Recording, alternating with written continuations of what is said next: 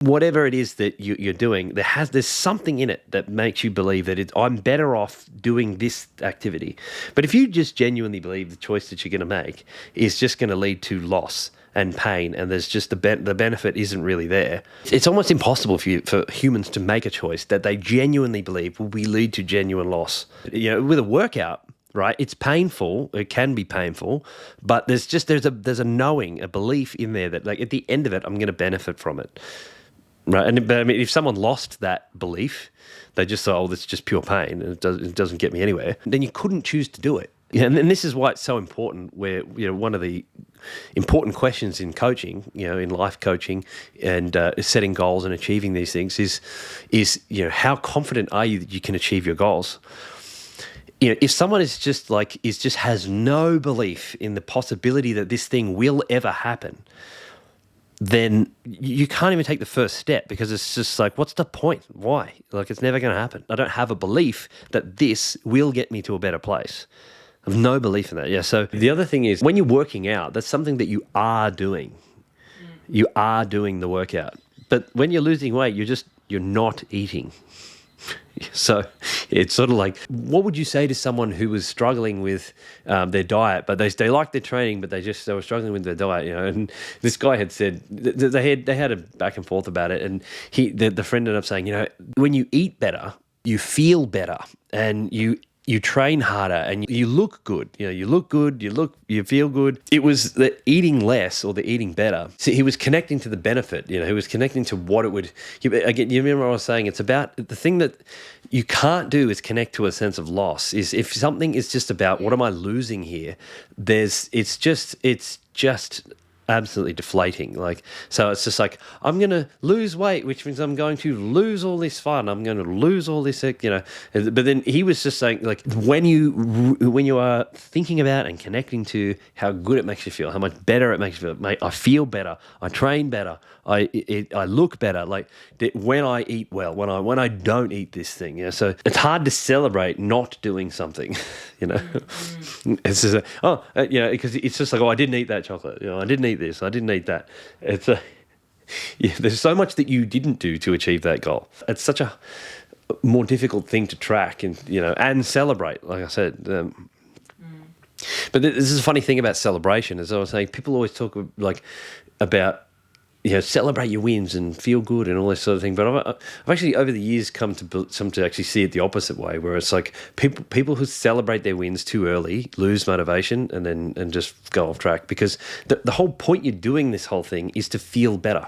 So as soon as you start feeling better, then it's like, well, goal achieved. I don't care anymore. People think that they're trying to lose weight, but they're not. People aren't trying to lose weight. They're trying to feel better. They want to feel good. That, really, all of life can be just really funneled down to that. What makes a good life? More positive emotions.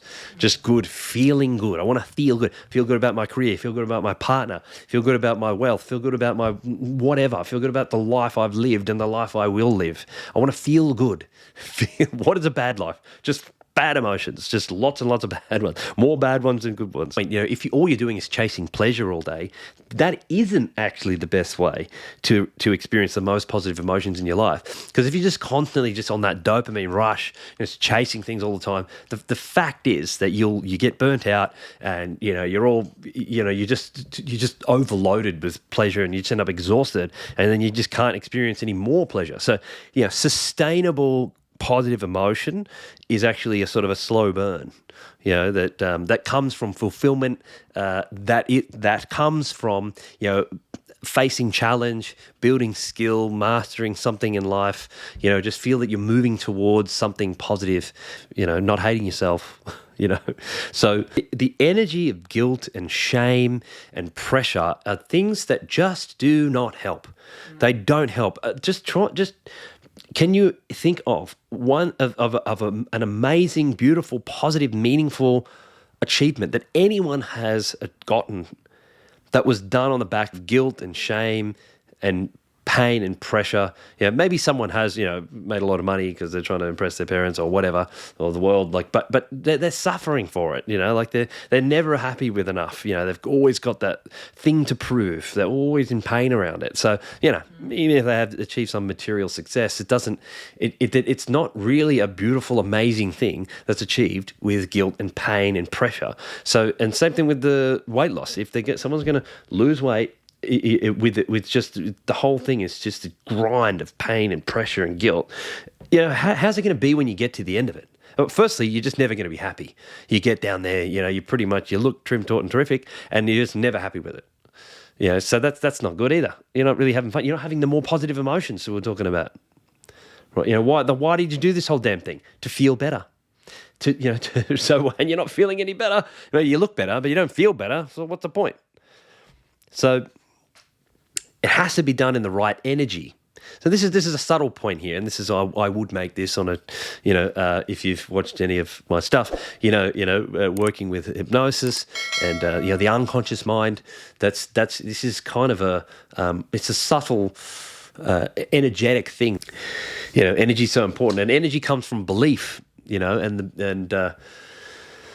And this goes back into a further thing about the story that you're telling yourself about the process, about what's happening, the story about how far, where you've come from, and what that says about you and how you feel about your story so far. But then, very importantly, also where you feel that the story is going. And again, that goes back into belief, self-belief. How do you believe this story is going to unfold? Looking too far ahead is something that can disrupt your sense of belief, because you think, oh, it's so much work, so much going on. So if you're having trouble believing, you have to just cut it down. You have to just look right the next step in front of you and believe that you can at least make that. Belief is so important. If you do not believe that you can do it, you will not. Right? So before you're going to find that weight loss, you got to find belief first.